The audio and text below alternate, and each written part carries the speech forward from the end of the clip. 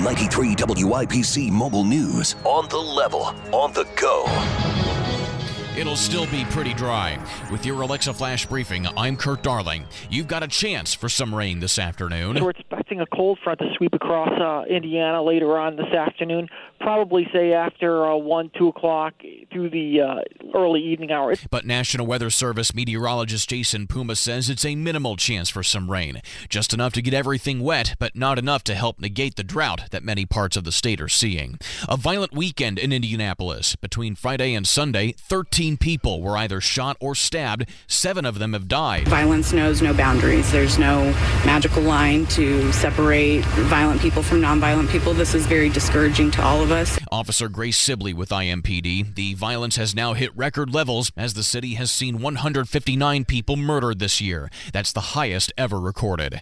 A record-breaking number of people have voted early in Marion County. Ashley Fowler reports. More than 8,300 people have cast their ballot since early voting started Tuesday. The county clerk's office says more people are voting early this year than in 2016 and 2008. The city-county building will be open for early voting this week from 8 a.m. to 5 p.m. with shorter hours on weekends. Ashley Fowler, 93 WIBC Mobile News. Confirmation hearings starting today on Capitol Hill for President Trump's nominee to the Supreme Court. Judge Amy Coney Barrett, a Notre Dame Law School grad, will take questions from the Senate Judiciary Committee. My hope, and perhaps it is a naive one, is that we will fulfill that responsibility by holding hearings that are informative rather than destructive. Senator Todd Young on the Senate floor last week. A Muncie man has found a way to spend the next 3 decades in prison. Donnie Burgess reports. Stephen Spear was arrested back in February after shooting a man in the neck,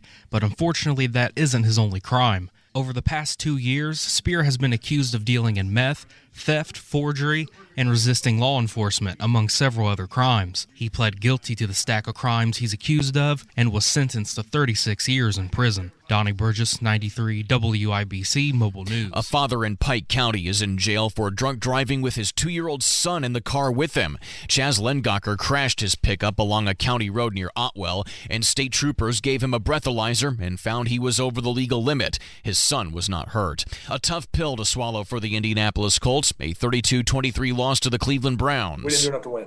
Obviously, I've told you guys we have to score one more point than the other team, and we didn't get that done. So definitely disappointing day.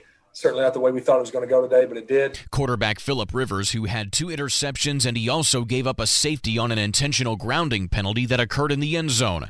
The Colts return home to face the Cincinnati Bengals this coming Sunday. WIBC's flash briefings are updated throughout the day, so you can always check for the latest local news. You can also rejoin us in the car at 93.1 FM to stay on top of the latest traffic alerts, weather, and news. I'm Kurt Darling, on the level, on the go, and on Twitter at 93 WIBC and WIBC.com.